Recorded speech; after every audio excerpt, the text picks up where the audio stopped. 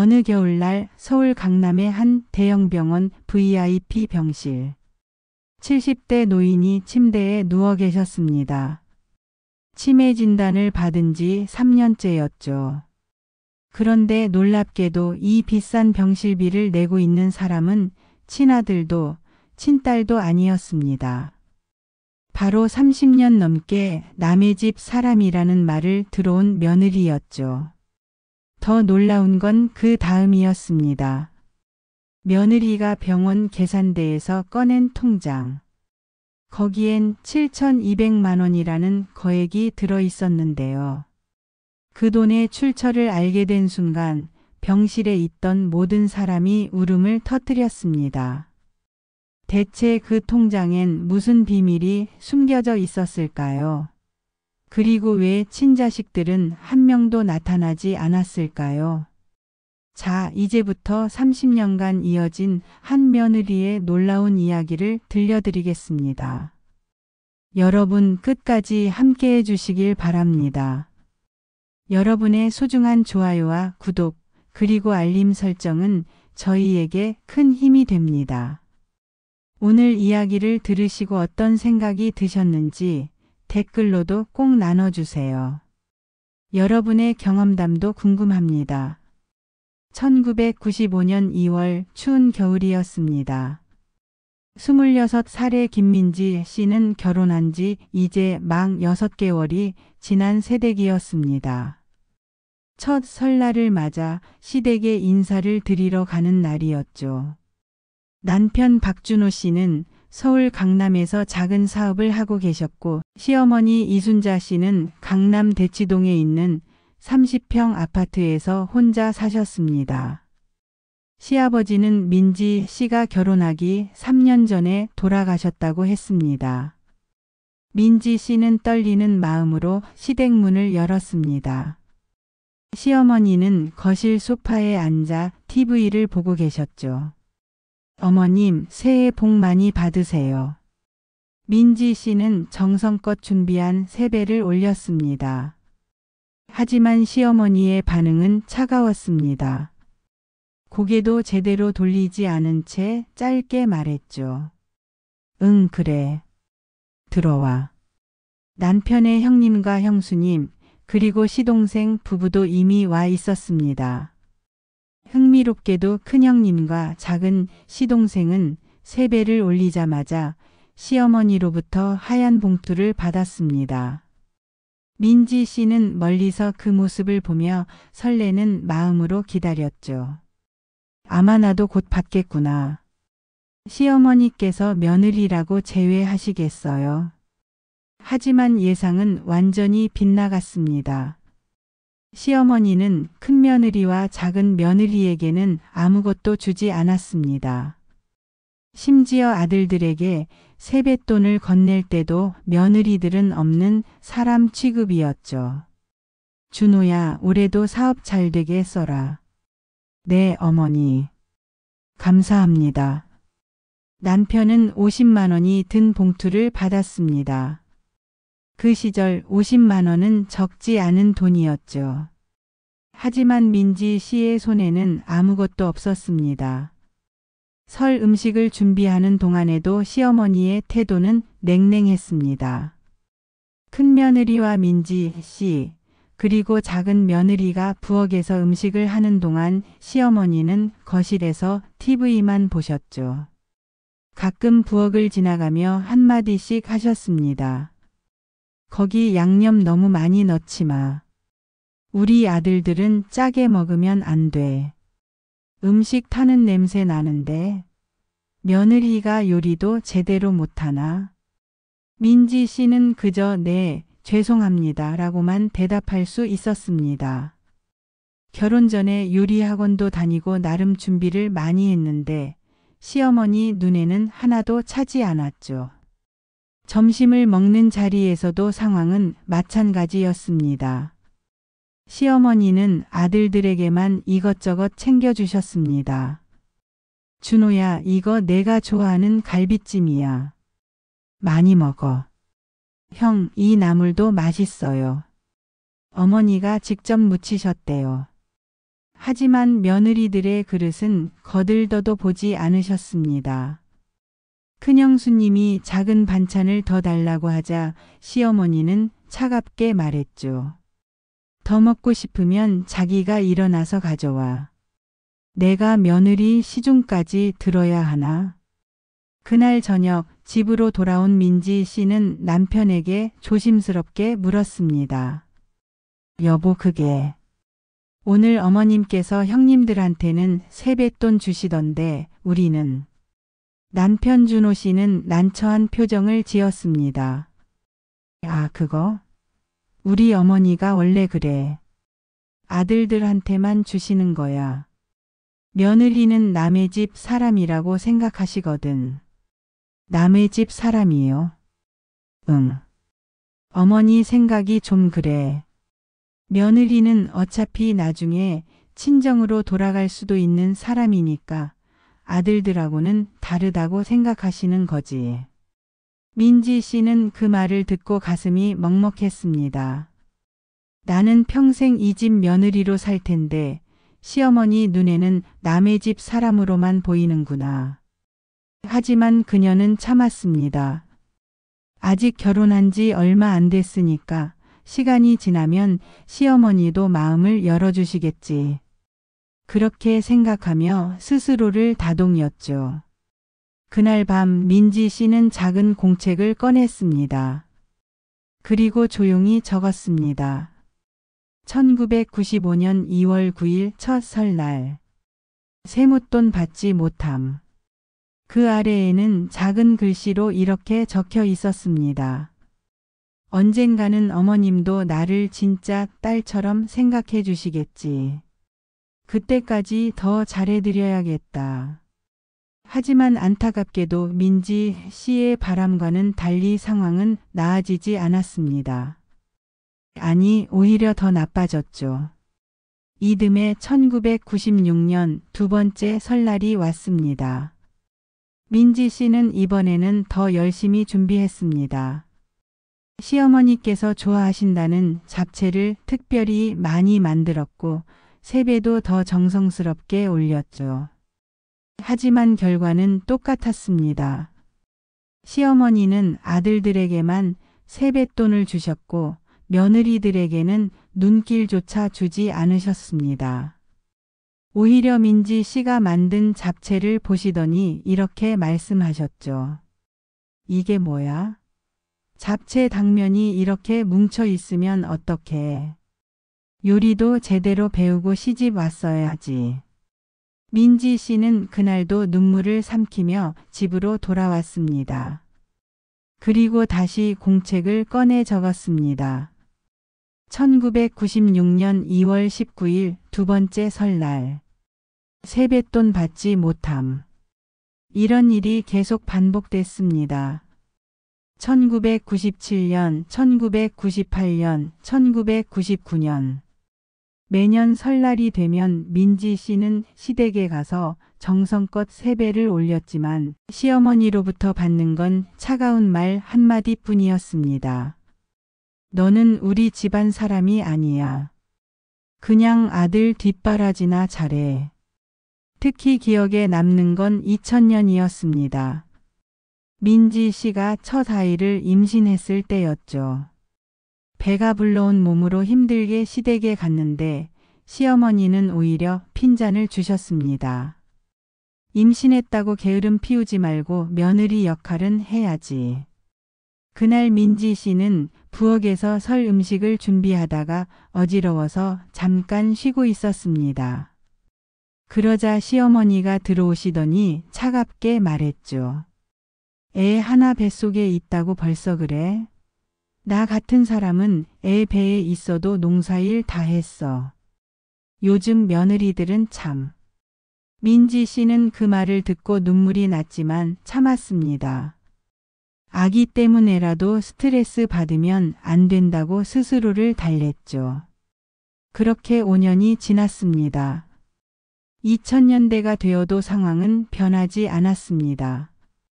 아니, 어쩌면 민지 씨만 그렇게 생각했는지도 모릅니다. 시어머니 눈에는 여전히 며느리는 남의 집 사람이었으니까요. 흥미로운 건 큰 며느리와 작은 며느리도 똑같은 대우를 받았다는 점입니다. 세 며느리 모두 30년 넘게 단 한 번도 시어머니로부터 세뱃돈을 받지 못했죠.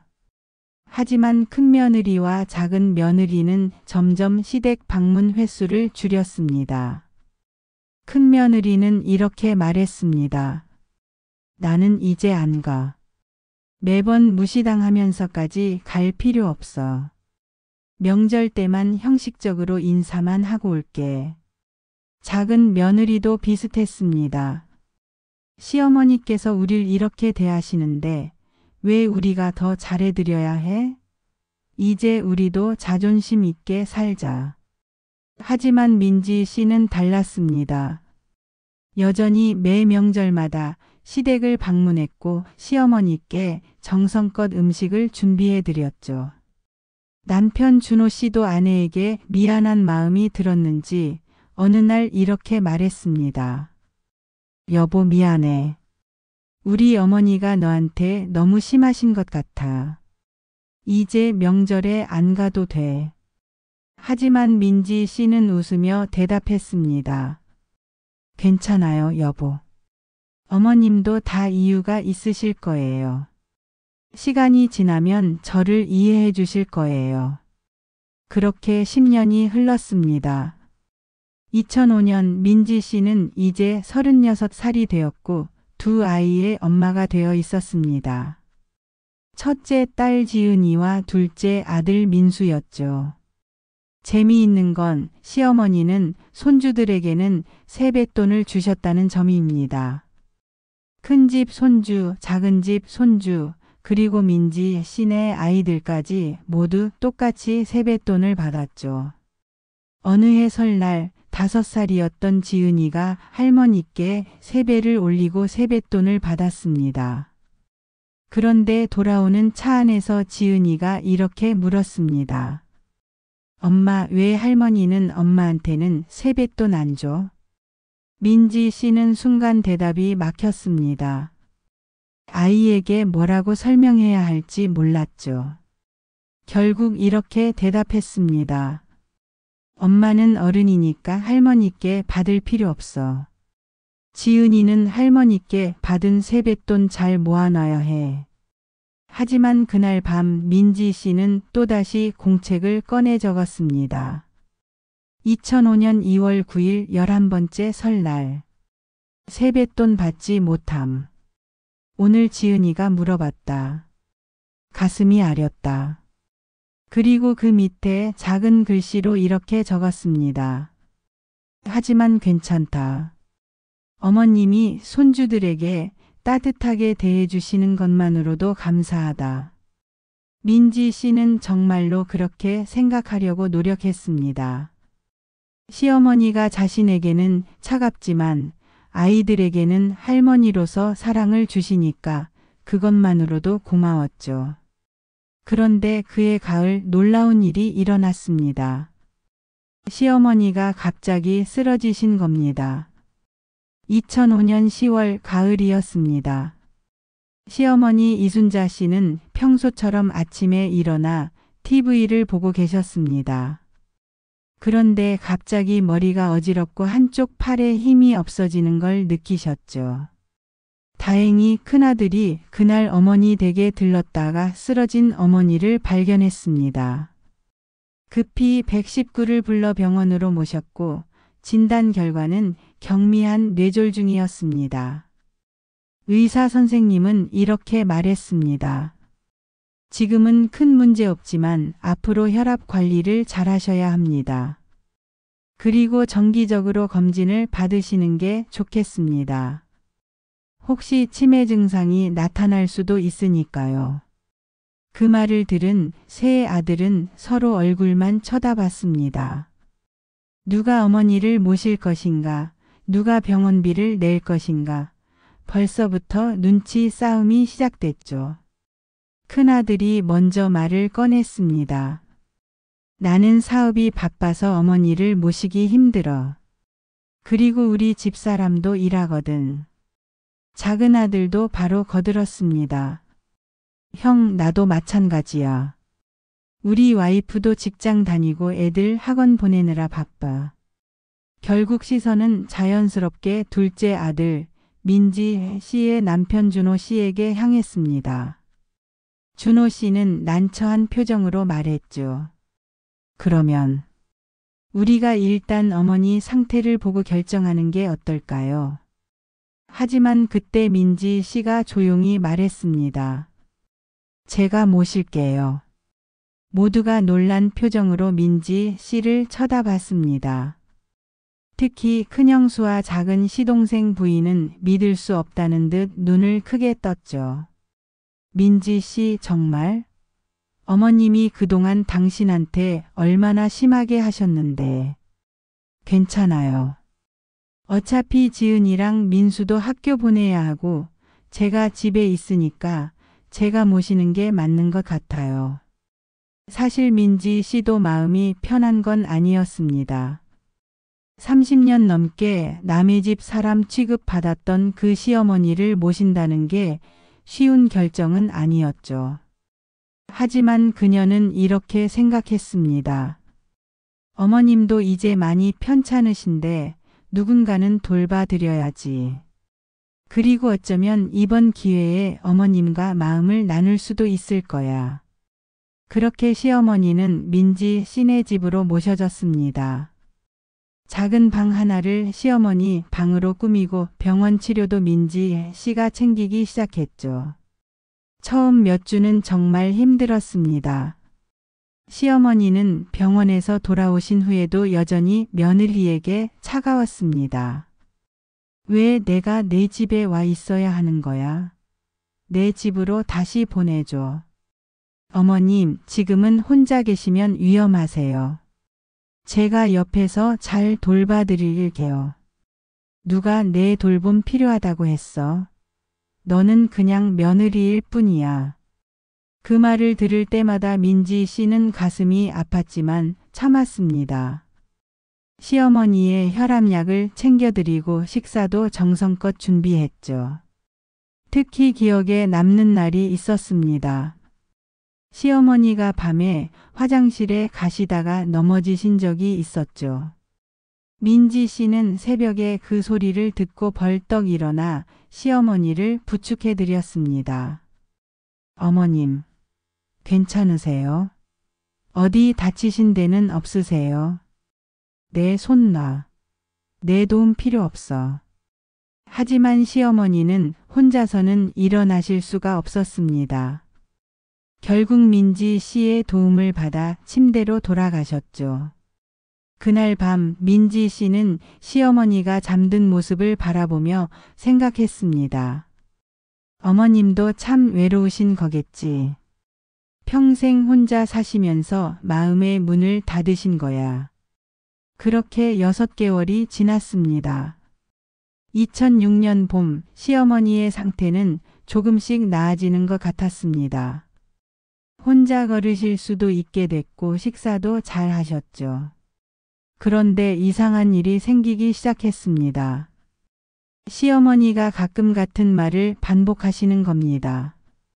오늘 병원 가는 날이지? 아니에요, 어머님. 어제 다녀왔잖아요. 무슨 소리야? 난 어제 안 갔는데? 처음에는 단순히 나이 때문이라고 생각했습니다.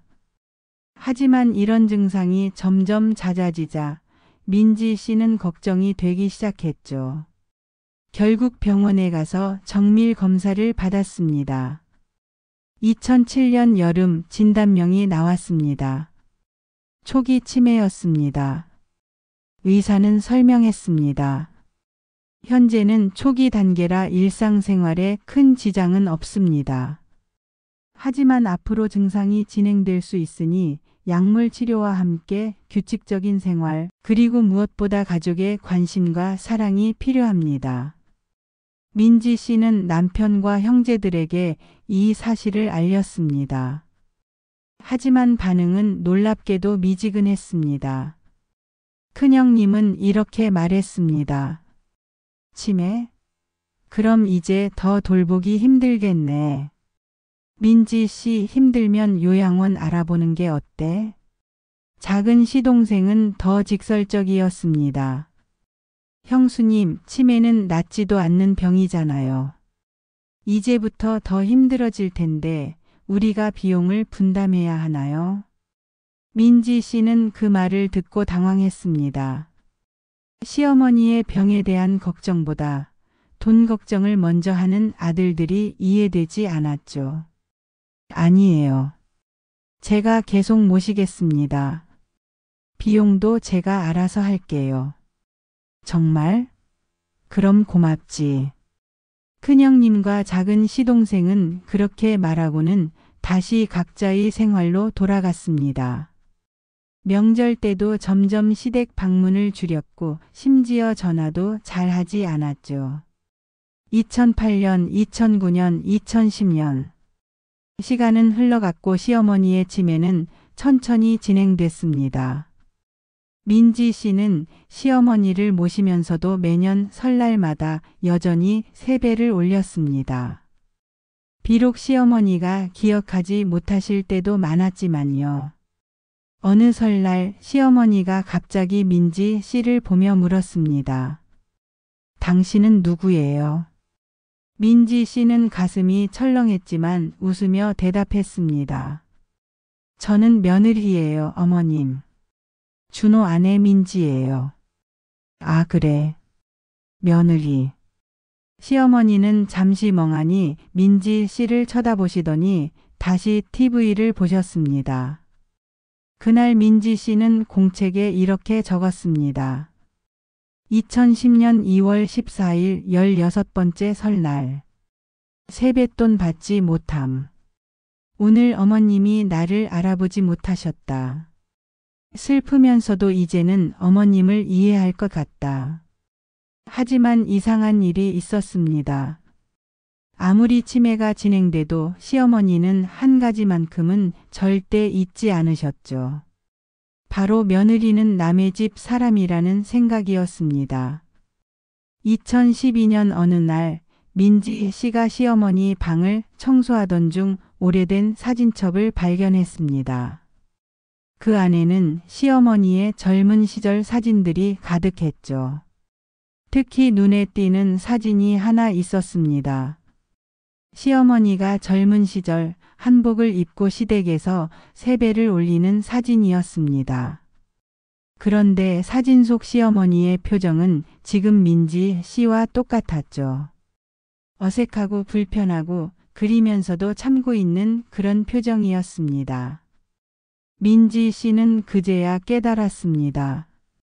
어쩌면 시어머니도 과거에 자신과 똑같은 대우를 받으셨을지도 모른다고. 그리고 그 상처가 시어머니로 하여금 며느리들에게 똑같이 행동하게 만든 거라고. 어머님도 힘드셨구나. 민지 씨는 그날부터 시어머니를 보는 시각이 조금 바뀌었습니다. 더 이상 원망스러운 시어머니가 아니라 평생 상처를 안고 살아온 한 사람의 여성으로 보이기 시작했죠. 2015년 시어머니의 치매는 중기로 접어들었습니다. 이제는 가족들의 얼굴도 자주 잊어버리셨고 일상생활도 혼자서는 힘들어지셨습니다. 그해 설날 민지 씨는 21번째로 시어머니께 세배를 올렸습니다. 시어머니는 민지 씨를 보며 웃으셨지만 누군지는 정확히 기억하지 못하시는 것 같았습니다. 세배 받으세요, 어머님. 고마워요. 그런데 당신은 누구죠? 저는 준호 아내 민지예요. 아, 준호. 우리 아들 준호. 시어머니는 아들 이름은 기억하셨지만 며느리는 여전히 낯선 사람이었습니다. 하지만 민지 씨는 더 이상 슬프지 않았습니다.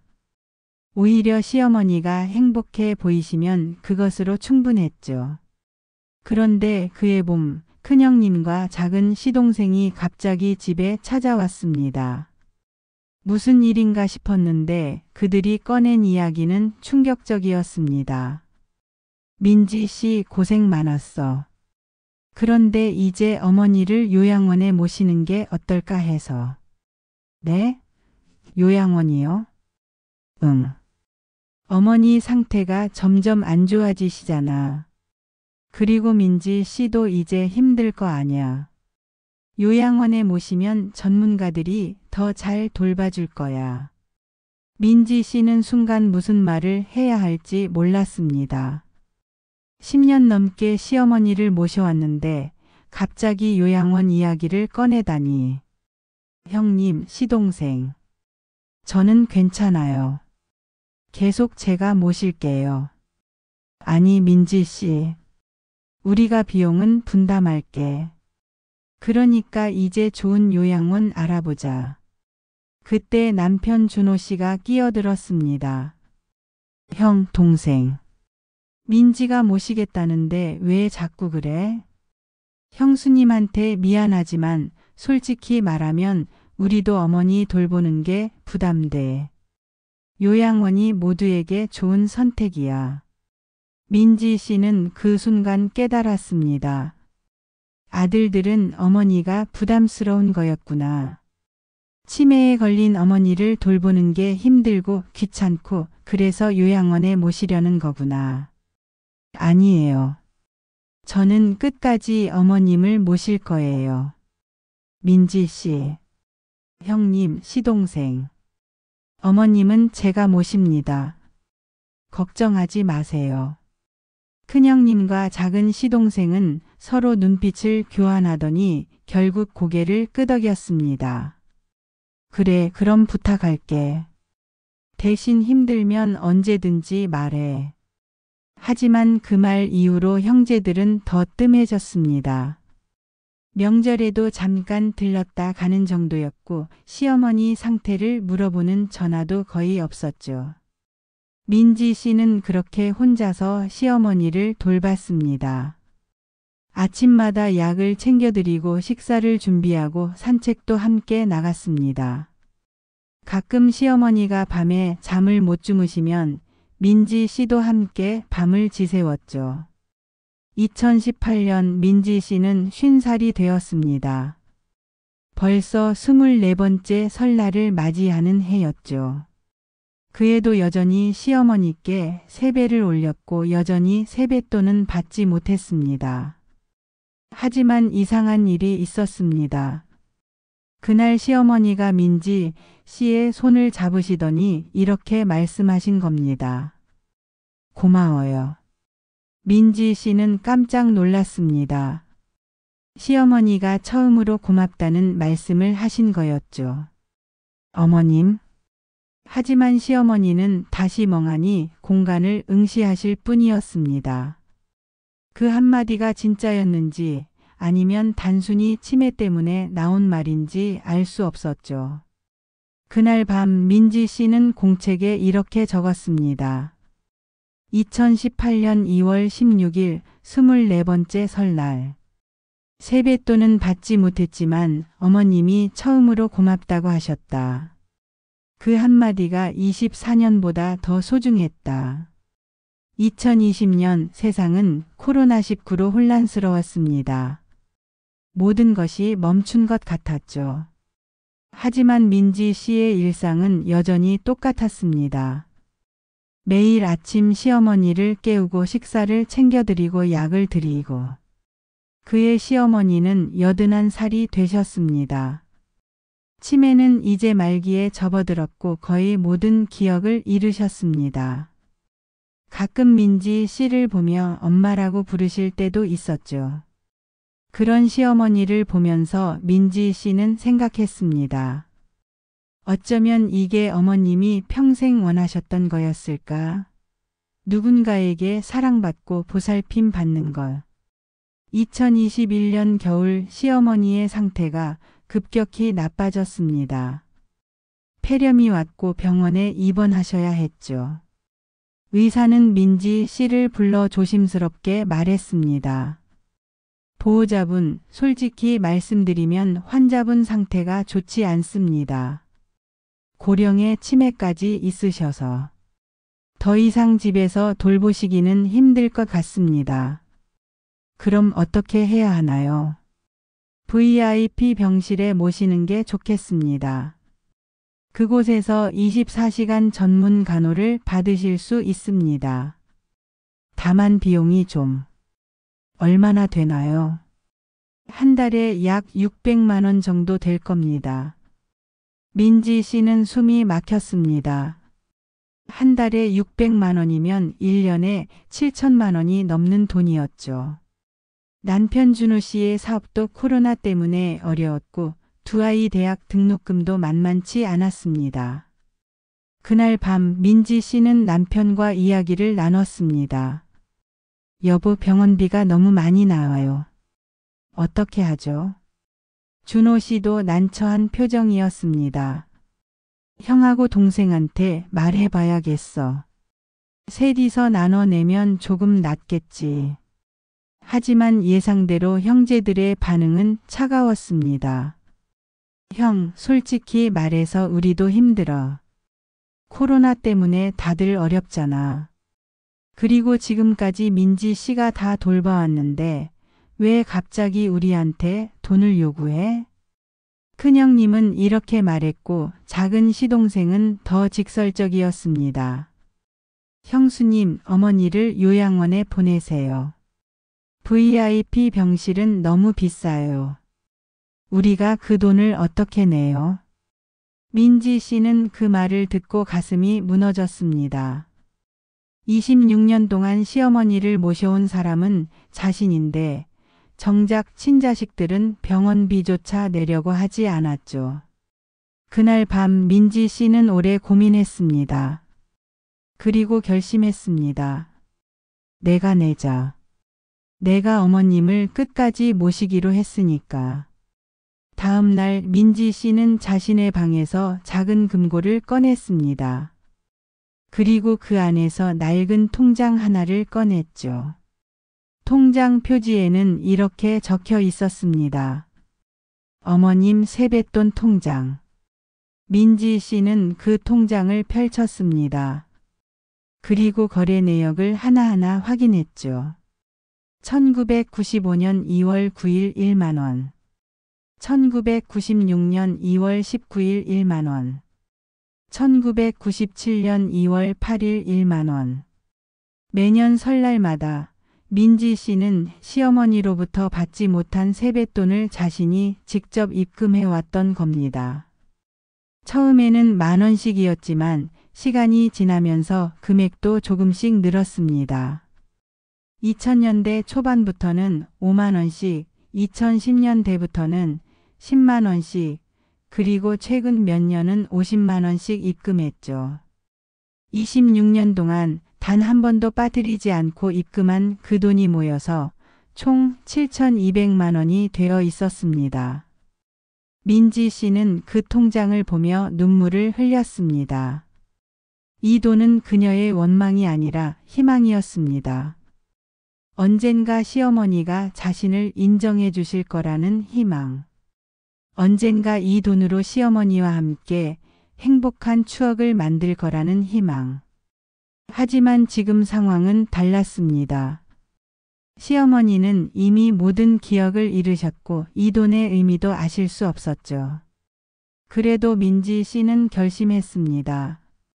어머님, 이 돈으로 마지막까지 편안하게 계세요. 다음 날 민지 씨는 병원 계산대에 가서 그 통장을 내밀었습니다. VIP 병실로 모시겠습니다. 간호사는 놀란 표정으로 물었습니다. 보호자님, VIP 병실은 비용이 많이 나가는데 괜찮으세요? 네, 괜찮습니다. 민지 씨는 그렇게 대답하고는 시어머니를 VIP 병실로 옮겼습니다. 넓고 깨끗한 병실, 따뜻한 조명, 그리고 24시간 전문 간호사의 돌봄. 시어머니는 침대에 누워 창밖을 바라보셨습니다. 무엇을 보고 계신지는 알 수 없었지만 표정만큼은 평온해 보였습니다. 그날 저녁 큰형님이 병원에 들렀습니다.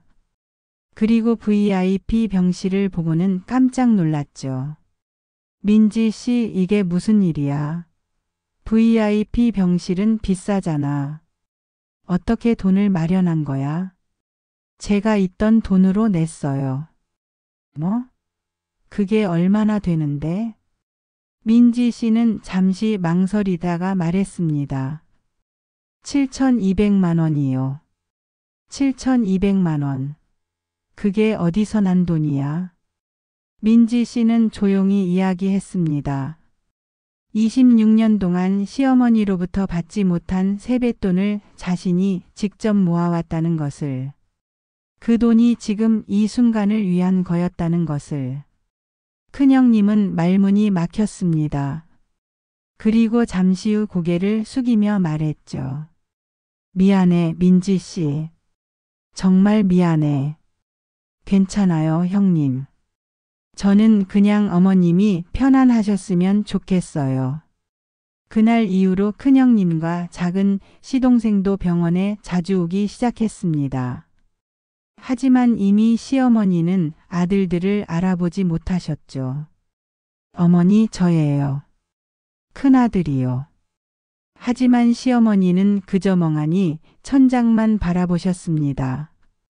반면에 민지 씨가 방에 들어오면 시어머니는 희미하게나마 웃으셨습니다. 어머님, 오늘 날씨가 좋네요. 창문 좀 열어드릴까요? 네. 시어머니는 민지 씨가 누군지는 몰랐지만 그녀가 자신을 돌봐주는 사람이라는 것만은 느끼시는 것 같았습니다. 2022년 가을 의사가 가족들을 불렀습니다. 보호자님들, 환자분 상태가 많이 나빠지셨습니다. 아마 얼마 남지 않으신 것 같습니다. 그 말을 들은 세 아들은 눈물을 흘렸습니다. 하지만 민지 씨는 차분했습니다. 이미 오래전부터 각오하고 있었으니까요. 의사 선생님, 어머님이 편안하게 가실 수 있도록 해주세요. 그러겠습니다. 그날부터 민지 씨는 거의 병원에서 살다시피 했습니다. 시어머니 곁을 지키며 손을 잡아드리고 이야기를 들려드렸죠. 어머님, 저 기억나세요? 26년 전 처음 시댁에 갔을 때 제가 얼마나 떨렸는지 아세요? 그때 어머님이 저를 차갑게 대하셔서 많이 속상했어요. 하지만 지금 생각해보면 어머님도 힘드셨던 거잖아요. 어머님도 누군가에게 사랑받고 싶으셨던 거죠. 시어머니는 대답하지 않으셨지만 민지 씨의 손을 꼭 쥐고 계셨습니다. 어머님, 저는 어머님을 용서해요. 그리고 사랑해요. 비록 어머님이 저를 며느리로 인정하지 않으셨지만 저는 어머님을 진짜 엄마처럼 생각해요. 그날 밤 시어머니는 민지 씨를 보며 희미하게 웃으셨습니다. 그리고 작은 목소리로 말씀하셨죠. 고마워. 그게 시어머니가 하신 마지막 말이었습니다. 2023년 1월 15일 이순자 씨는 조용히 눈을 감으셨습니다. 향년 83세였습니다. 민지 씨는 시어머니의 손을 잡고 눈물을 흘렸죠. 어머님, 편히 쉬세요. 이제 아프지 마세요. 시어머니의 장례는 조용히 치러졌습니다. 친척들과 지인들이 모여 고인을 추모했죠.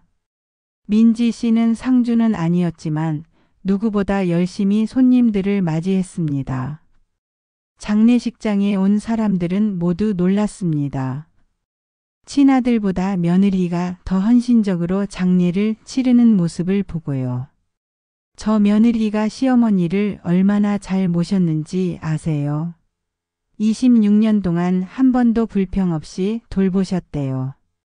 요즘 같은 세상에 저런 며느리가 있다니. 정말 대단해요. 하지만 정작 민지 씨는 그런 칭찬이 중요하지 않았습니다. 그저 시어머니가 편안히 가셨다는 것만으로 충분했죠.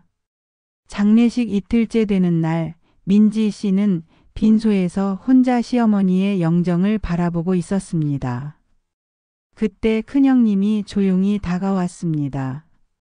민지 씨, 우리 어머니 방에서 이걸 찾았어.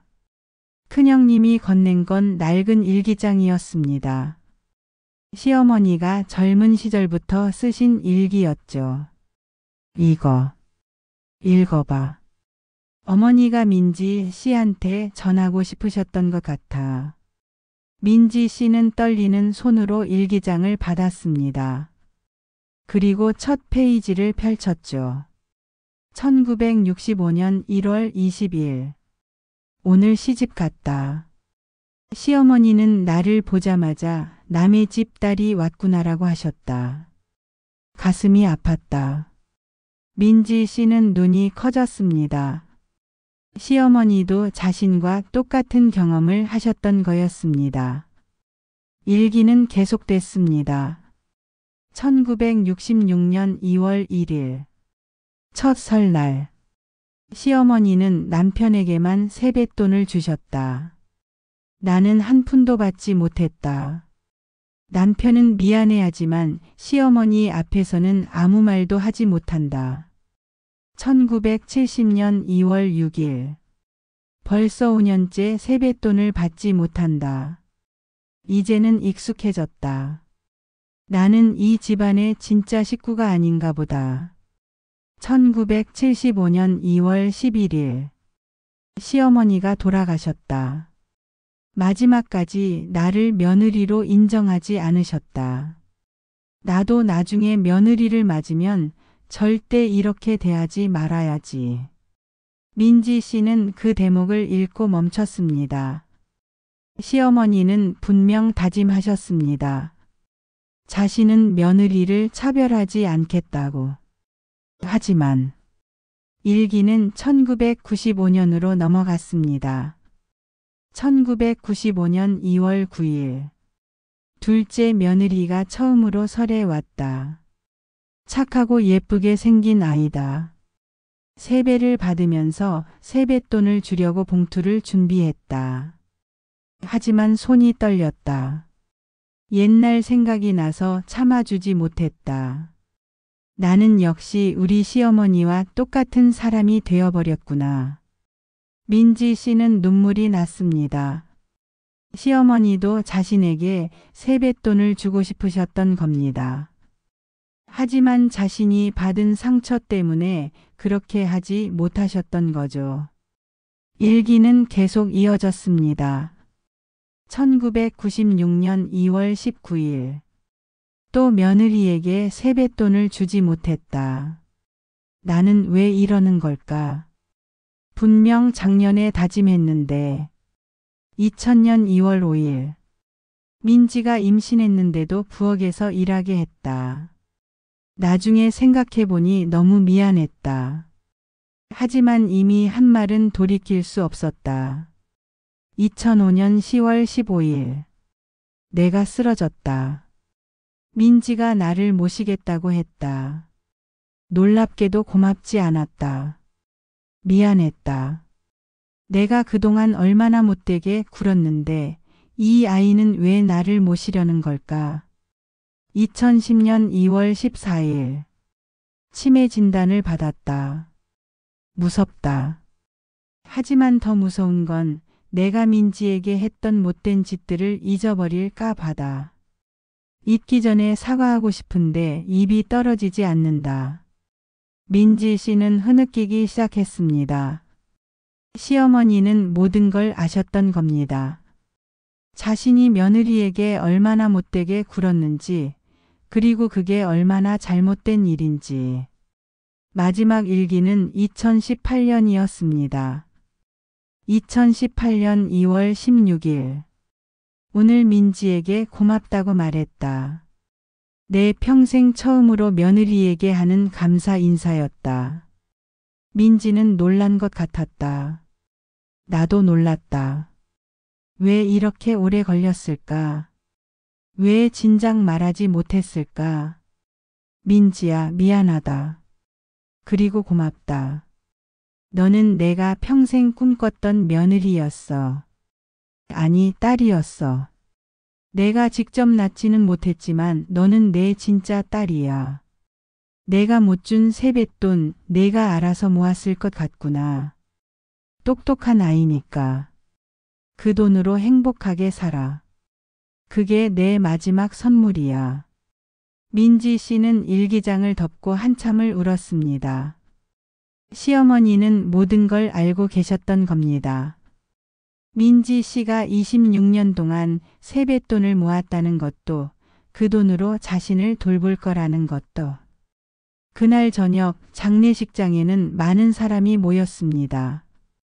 그리고 민지 씨는 모든 사람 앞에서 이야기를 시작했습니다. 여러분, 제가 오늘 하고 싶은 이야기가 있습니다. 민지 씨는 26년간의 이야기를 들려줬습니다. 처음 시댁에 갔던 날, 세뱃돈을 받지 못했던 일, 시어머니를 모시기로 결심했던 일, 그리고 통장에 돈을 모았던 일까지. 사람들은 숨죽이며 그 이야기를 들었습니다. 그리고 마지막에 민지 씨는 시어머니의 일기장을 꺼내 읽어주었죠. 어머님은 저를 사랑하셨습니다. 비록 표현하지 못하셨을 뿐이죠. 어머님도 평생 상처를 안고 사셨고 그 상처 때문에 저에게 상처를 주셨습니다. 하지만 이제 저는 이해합니다. 그리고 용서합니다. 그 순간 빈소에 있던 모든 사람이 눈물을 흘렸습니다. 큰형님은 민지 씨 앞에 무릎을 꿇었습니다. 민지 씨 미안해. 정말 미안해. 나는 친아들이면서도 어머니를 제대로 돌보지 못했어. 그런데 너는. 작은 시동생도 고개를 숙였습니다. 형수님, 저도 미안합니다. 형수님 같은 사람이 우리 가족이어서 다행입니다.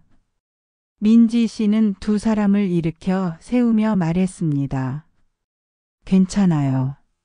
저는 그냥 제가 해야 할 일을 한 거예요. 어머님은 저한테 진짜 엄마 같은 분이셨으니까요. 장례식이 끝나고 며칠 후 민지 씨는 시어머니의 유품을 정리하다가 또 다른 봉투를 발견했습니다. 봉투 겉면에는 이렇게 적혀 있었죠. 민지에게. 민지 씨는 떨리는 손으로 봉투를 열었습니다. 안에는 편지 한 장과 통장이 들어 있었습니다. 편지를 펼쳤습니다. 사랑하는 내 딸 민지에게. 이 편지를 읽고 있다면 나는 아마 세상을 떠났겠구나. 미안하다. 평생 내게 못되게 굴어서. 평생 고맙다, 사랑한다는 말을 하지 못해서. 내가 모았던 그 7,200만 원 나는 알고 있었어. 내가 매년 설날마다 통장에 돈을 넣는 거 봤어. 2010년쯤이었나. 우연히 내 방에서 그 통장을 봤거든. 그때 나는 너무 부끄러웠어. 내가 주지 못한 세뱃돈을 내가 스스로 모으고 있다니. 그게 얼마나 슬픈 일인지 그때 깨달았지. 그래서 나도 너를 위해 돈을 모으기 시작했어. 매년 설날마다 내게 주지 못한 세뱃돈을 내가 대신 모았단다. 이 통장이 그거야. 총 6,500만 원이 들어있어. 이건 내가 내게 주지 못한 26년치 세뱃돈이야. 늦었지만 이제라도 받아줘. 그리고 민지야, 너는 정말 훌륭한 며느리였어. 아니, 훌륭한 딸이었어. 내가 평생 갖지 못한 딸을 너로 인해 가질 수 있었어. 고맙고 사랑한다.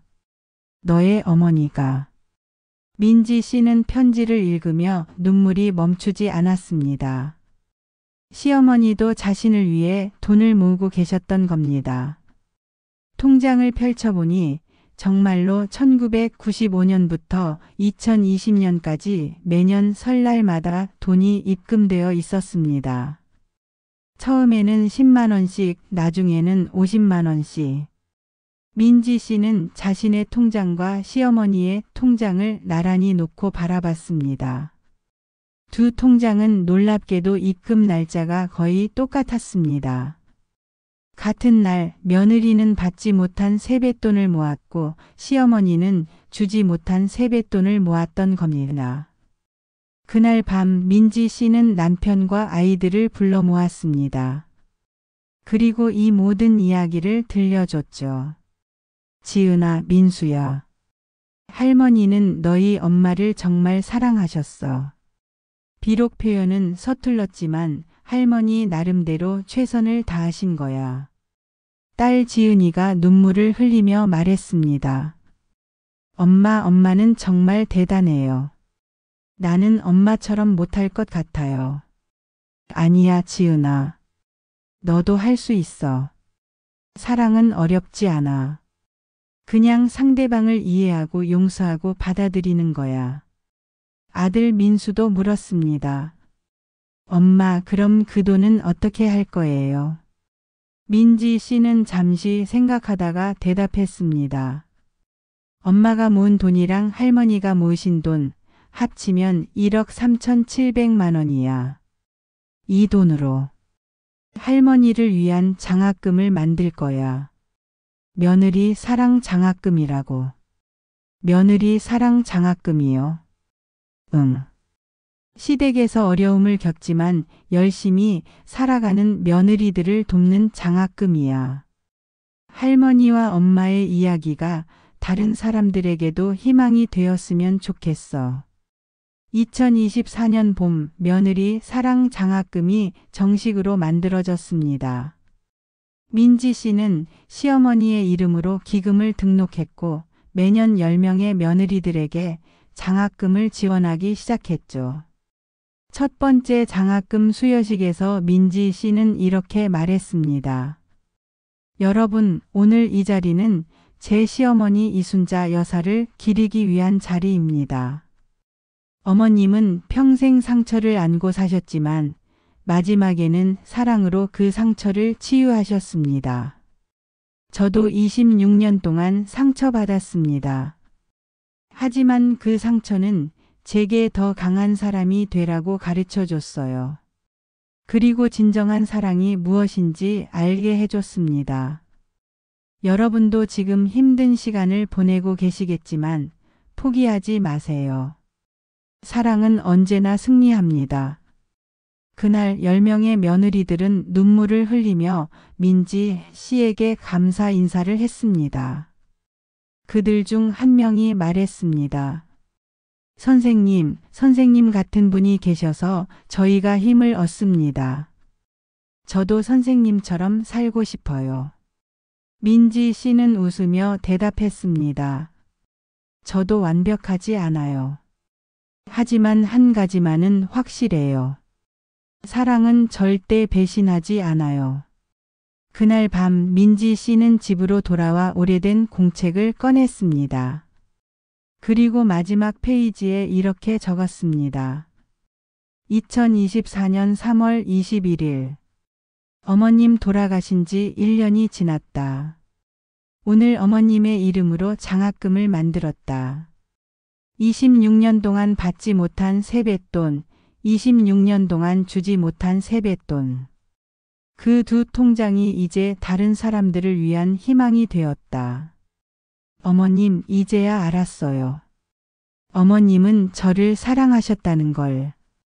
그리고 저도 어머님을 진심으로 사랑했다는 걸. 감사합니다, 어머님. 그리고 사랑합니다. 민지 씨는 공책을 덮고 창밖을 바라봤습니다. 봄바람이 살랑살랑 불어왔고 어디선가 꽃향기가 났습니다. 그녀는 웃었습니다. 26년 만에 처음으로 진심으로 웃었습니다.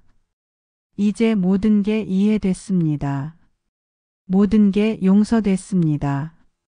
그리고 모든 게 사랑이었습니다. 여러분, 오늘 이야기는 여기까지입니다. 민지 씨의 이야기를 들으시고 어떤 생각이 드셨나요? 혹시 비슷한 경험이 있으신가요? 댓글로 여러분의 이야기도 들려주세요. 그리고 이 영상이 도움이 되셨다면 좋아요와 구독 알림 설정 부탁드립니다. 여러분의 작은 관심이 더 좋은 이야기를 만드는 큰 힘이 됩니다. 오늘도 건강하시고 행복한 하루 보내세요. 감사합니다.